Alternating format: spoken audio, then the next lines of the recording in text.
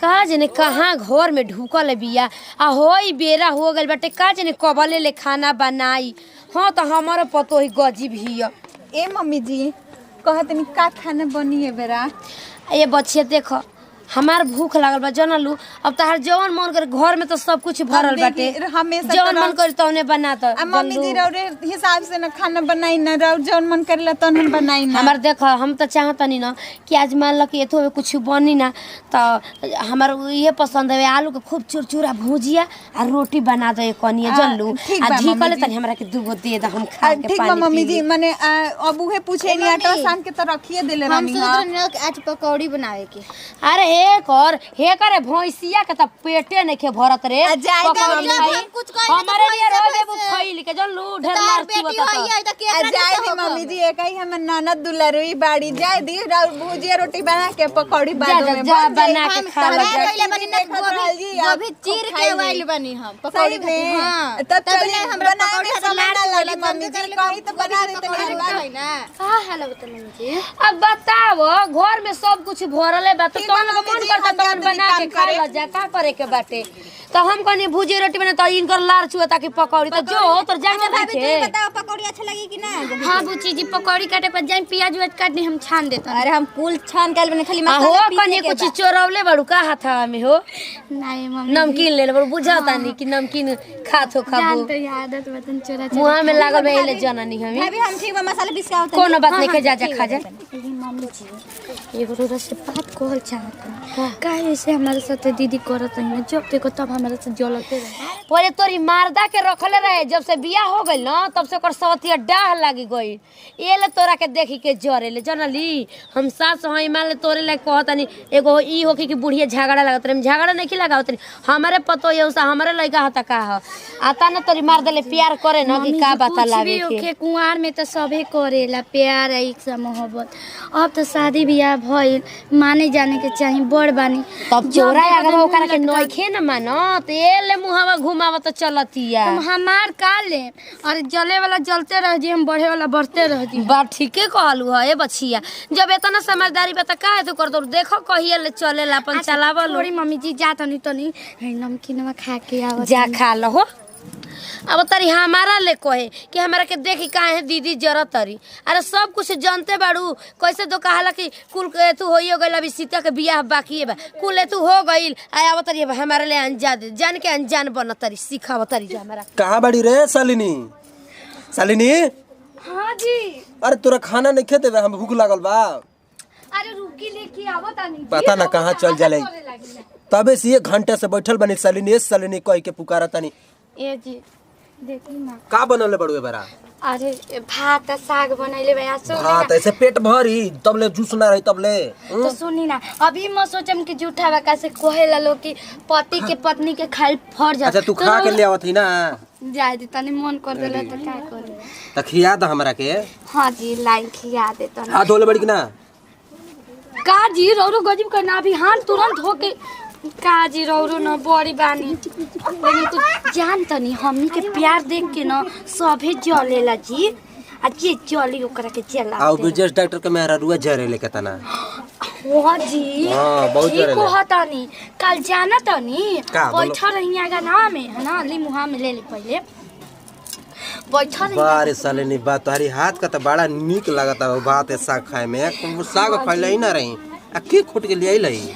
अब ली मम्मी जी न लेके आई। अच्छा माई हाँ तो हमने वो जाने ले खाली साग के हई खा मरचा काट काट के खा ले माई। हमर दीदियो खा ले किरण दीदी खूब साग खा ले किया किया किया आ जानो तनी आगा ना में बैठा रही ना मार देख के जले हम कन जले। अरे बाप रे बाप हई का होता। अरे बुच्ची जी जाना तनी अब जौरे भैया के ना तनी हाथवा कट गइल बड़े तो सोचला हां भैया कने हाथ कट गइल बा का कोली बहाना तू का तरी बहिनिया और हमनी गौरु पकड़ो बताए के चाहत रहल ह न ऐसे कइले हवा ने ना जाना बाइक से गिर गई ना त हाथवा टेढ़ हो गइल बाटे सूजल बा जादी ठीक हो जे गरम का हंसत रे तू तनी के प्यार दे के अच्छा अच्छा कितना अच्छा दोनों के अब मेहरारू हते खिएबे न करी भगवान ऐसे दोनों के खुशी हमेशा रखस।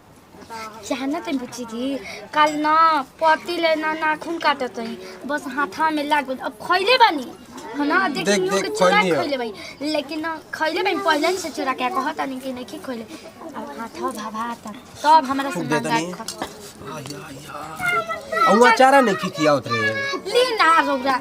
अच्छा देख लो चार ना खाई देखो भैया ई भाभी मतलब कैसे करतड़ी ए पकौड़ी बन रहल है ना हां साग भात लान के देले वाली खाई आई हे बुची जी अब पकौड़िया रे अब कहीं मत कहीं खत्म हो गई अरे खत्म नहीं खे भल बुची जो तो पकौड़िया बा जो ले आवता तो पकौड़ी नहीं खे रख ले ई ने रख ले बड़ी जा कबे छना बताओ अपने पकौड़ी खा ले तैसा हमारे के पूछते नहीं की सब और सोचनी के पति के काट हिस्से राई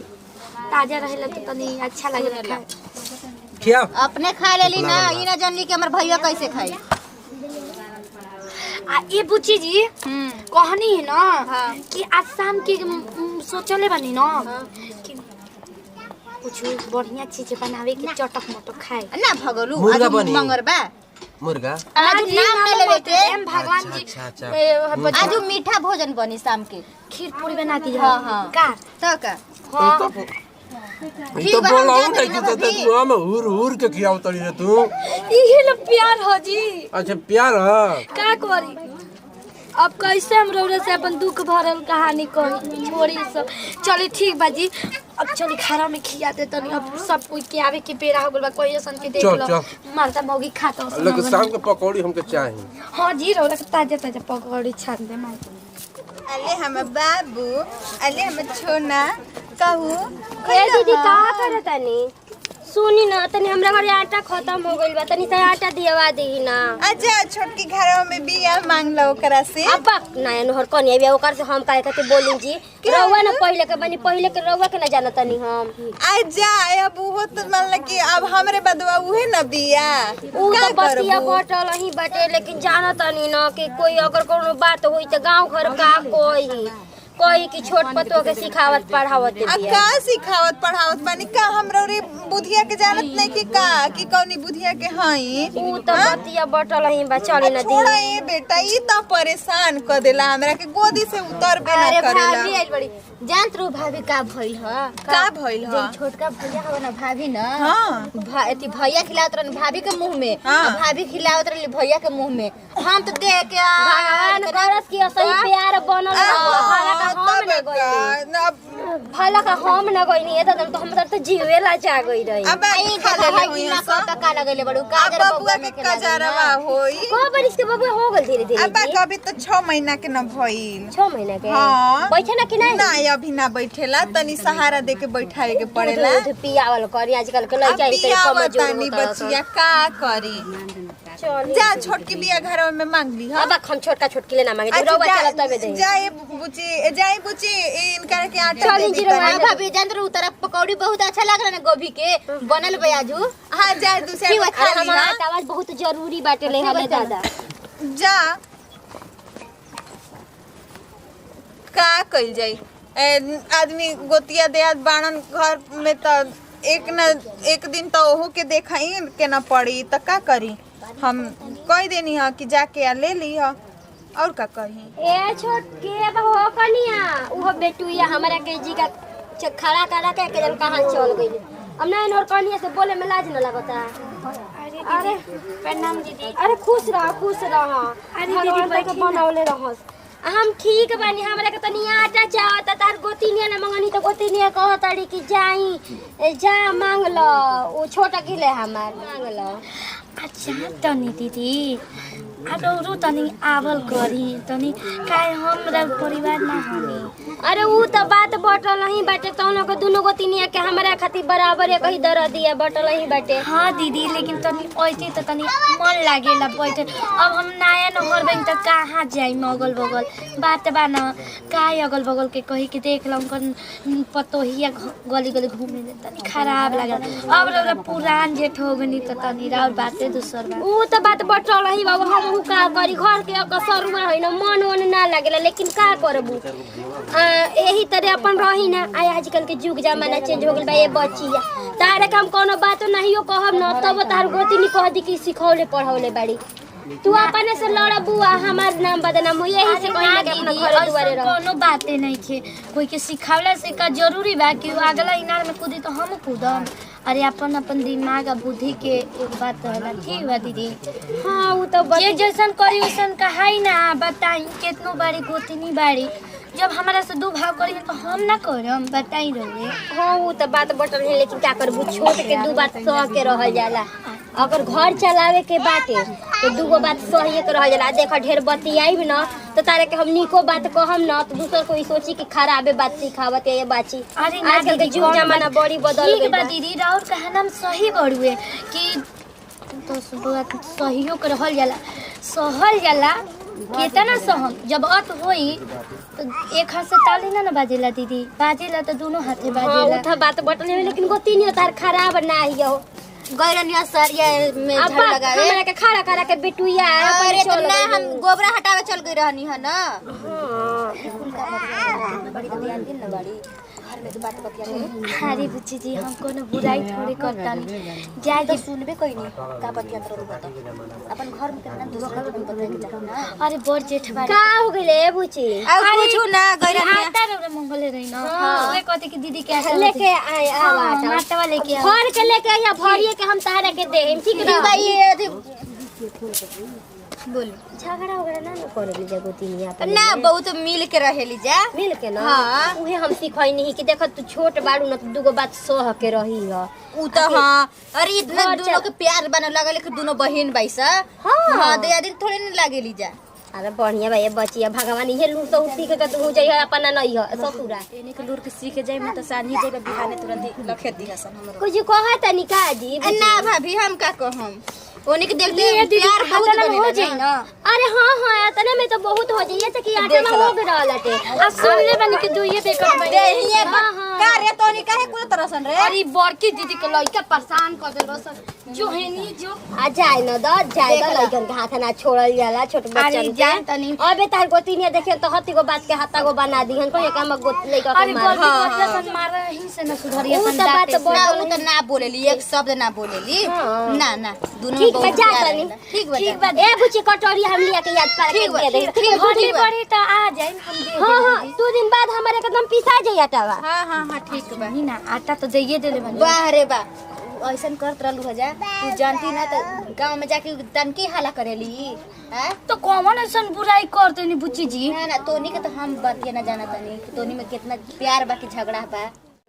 ए माल काइना रे तेलवा का डिबैया ले आओ हो तेल लियो के बना ले आओ तनी जी काहे अकुता जानी बे कहां रह गइलु तेल लियो के बा हमरा कितना लियो के बा 5 लीटर ले लेम बिरजेश बाड़ा ना दुकनिया ला उन जो नयका दुकनिया खोले बड़न उनकर के यहाँ से ले आए ठीक ना ठीक बा। और सुनिए और माने जाते तब बाजार उन्हीं से कइले आए ठीक ना ठीक है बा। साबुन और आगिल बा साबुन ले लेम नहाए वाला फीसे सरफ वाला बना ना सरफ बना हां सरफ तो अभी 3-4 दिन चलिए जाई चलो ठीक है बा विधि से सरफ ले ले आ ठीक ना हां आ ए जी जान तनी हमरा ना बड़ी छुट्टू खाए के मन करता खटाई मन ए करता भैया खाए। तनी भाई समझ लइकन के हिये चपल बा का हो भाई, कहत बोलो। रहने लेकिन मार्केट जात रहल ह ना हां तो ये थी कॉपी ले ले 25 रुपया वाला मोट का थी मैथ वाला फिर कॉपी खत्म हो गई तो बोलो बहन फिर कॉपी कहनी लेवे कि ना 25 रुपया वाला और मोटा कुछ ना कॉपी चाहिए चाउमीन ले ले हमरा खातिर और ही बोला हो तू मन करता चाउमीन खाए के क्या काना ना फुसुर फुसुर करतलू हो आ कुछ ना अब तक की कुल ग्रोहरा के कुल ही चीज बता दी ई तो आज ना, हमार ना, बहुत उ खर्चा तो करा अभी दियो से छोट बानी तनी छोट में रही लागत रहल 100 रुपया लगा यहाँ से बिल 1000 रुपया हां बोला और का चाहिए हो आ ना जान तनी ना सूखल मिर्चा ले ले मतलब वो कहिए तो मीठ बा हम कह देनी तो तीत हो गई धनिया ले ले हां ठीक अरे तो पेनवा बा ना हम ना पेन कॉपी सब कुल खत्म हो पढ़े गई वाली सब खत्म हो गई हाँ, खत्म हो गई बा चल तब ठीक बा तू ले ले चल हां हां सुना बोला तनी बोल। बा हमार बतिया नहीं सुना काहे ना करे जब कहनी बोला ना कि सुन लो, सुन लो, मेहरे कोड को भाषा होती में बोलनी है तो समझ गई ना समझ कि गई नहीं। धनिया या हरियर धनिया अरे या करे जब सूखल समझ मिर्चा गई के नहीं माने का हम भई ले ले आए तोहरा के हां ठीक बा ले ले आए अच्छा के हम रख दे का सुनो तनी अरे यार, काफी घर में मंगल ढापा- हो। ये तो बात हम सोचत नहीं कैसे कहत रहन घर हम में जानी कि होटल में कमे कभी खर्चा हो या ज्यादा हो होखे लागल। जब हम आईनी ना त तीत हो गइल। तू ठीक है कहल गइल बा कि मेहर बहिन काफी किताब मांगतिया पढ़े खातिर जाके लेके आई ये के ले समोसा का दिक्कत बटे। हां जाई 4 गो समोसा ले ले जाई बिरजेश ढकाना में अभी से छिंगा वाले अभी से हम कैसे कहलन ना कि अभी से एकदम विचार देला हमरा के समझ गइला ना भैया। ना बहिन ऐसे ना बोलल जाला भैया के देख जोन तू मांगत रही हम लेके आई। सुन काफी किताब मांगले बड़ी ना कलमो लेके आई। तू तो अगाड़िए हमरा एथी कर देला त। अरे ना बहिन ऐसे ना कहे। अरे इजा का करतल हो कनिया। अरे दीदी तनी हम सब साफ कर तनी मान मच्छर लागत रहसन यही से अच्छा सोचै हां ये दीदी भाई कहाँ जाते हैं पलटी लेके? अरे जा तनी पानी भरे हो देखो तनी कि 10 दिन ले हमार कल बिगड़ गइल बा त तार गोतिनिया के काला पैनी पनिया भरे। बाप रे बाप देखा में दीदी एक बार हमारे साथे हो गइल बड़ुए लड़ाई झगड़ा कला खातिर जाना तो नहीं को हम जान न तो लड़े पड़ जाए एक नंबर की कला भी नहीं पानी भर गई तो बाल्टी हमें पटक देले रहे। हमारे के तो अभी एको बार टोकले नहीं की मन ही मने गाड़ी देवे लिखी का आ टोकले नहीं की अब का करबू कि दुगो बातों बर्दाश्त क के अभी नहीं के एगो कलवे बाटे नजदीक गुने कहता ना दिन तो बेचारा हो अपन बोरिंग से पानी भरना हो हमारा घरे। अच्छा चली जाती कोनो बात नहीं खींच जाए भर ली हो सके कि रौरा के ना बोले गोतनी के ना होली सन आ उ त बात बटल ही बा लेकिन का करबू डर लागत अब तो तू कह देलू तो औरी जीव डेराए। अरे डेराई मत जाई लड़ी तो चला तुम बोलती है वो तो हमें बोलती फेंक दे रहे ना ओकर मुंह पे चला दे जाई का करी जाए में डर लागत हमारा। का जने कहाँ गइला हन कहनी चुटुक खाए के मन करता। कोड भाषा में धनिया के कोड भाषा सिखौले बनी हरियर धनिया के ना ब्रेड पकौड़ा आ ओकरे बाद सूखल मरचा के सिखौले बनी समोसा। तो अब नंदी बैठल लसिए न त यही से कह देहनी हा। अब ओकरा सामने कहत ना ठीक लागी। अब का करी हमरो तो मनवा लुलु आइले बा। अब कहाँ जात रुए कनिया? अरे जा तनी पानी भरे जी जानते बनी ना कि कालवा हमारे बिगड़ गइल बा त जानते बड़ू कि अब तारा दुआरी पे आवे के पड़ल हटे। हाँ ये कहीं संग के आइल बनी जा तू ता कह के बोलते रहनी जा हमनी के जानते बानी। हां दीदी तो बतिया बटले वाले कि रोवे हमारे से बड़ हई। अच्छा हम महीना आ देखा 5 मिनट आगे 5 मिनट पाछे त बुझैबे ना करेला ना कि के बड़ हा के छोट हा। आ ये कनिया आ एक बात कही आ जानतरू मान ल कि रोज रोज पनिया भरे आवेलू ठीक बा लेकिन ना अब देख दूसरा के दुआरी पे निक ना न लागेला। अबे बिगड़ रहा कलिया न त नून तेल कसहू काटी के आ 500 रुपया लागल ह 500 रुपया। त जानते बाड़ू अब हम कसरुआ आ उ चल जलन डेहरी पर जानते बाड़ू त अब के तरह के करा के कह के कलिया बनवानी हां। उ त बतिया सही कहतनी ए दीदी लेकिन आज दिन बिगड़ल बा हमर तबे ना हमर मर्दा नहीं खन ए जे बाहर बान आ दूसरा कोई बाड़ू आ पतर की बिया ओकरा की है हम जइबे ना करे नी छूछऊ पूछेले त ना जानी जानते बाड़ू त हमार बिगड़ जी फिर से त हम के करा दुआरी जाई जानते बाड़ू ना अब बिगड़ रहल ना त संजय के घर जाके नहाइल धोल कुल करत रहनी हां आ संजय बाबू पनिया ओनिया पहुंचा देत रहनी घर त केहू कितना दिन पहुंचा नजदीक को बाटे हमार त यही तरह देखो तनी कि लंकावा कोस जाए के बाटे तो तनी हथू होखेला हमरा इमरजेंसी में अब मोटे में तारे के समझा देनी अब तो तू खुदे समझदार बाड़ू। अरे बिगड़ी तो हम हथू कर देही अगर हमारा हाथे बिगड़ जी दीदी तोरा कॉल बनवा देब हम ठीक ना। आ जाए त का बनवाइबू अपन त 8 दिन से बिगड़ले बा त हमार का बनवाइबू। अब का करम जी दीदी अब हमार बिगड़ल बा त रउआ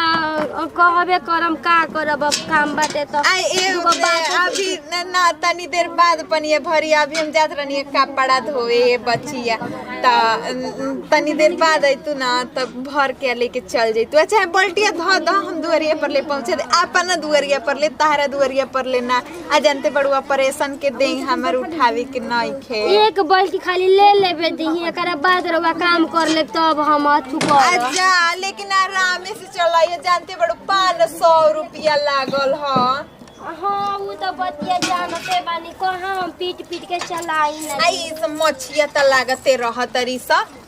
बड़ा आइली है कल पे पानी भरे 500 रुपया लगौले रहनी है अपना कल खातिर के आ ये मुँह उठा के चली आवतरी भरे खातिर ए बेरा आ गई काल से इनकर के भरे ना देबे अपना कल। बताओ कैसे कह तड़ी दीदी आज हमारे बिगड़ल बताबे ना हमार कॉल वाला बन तड़ी।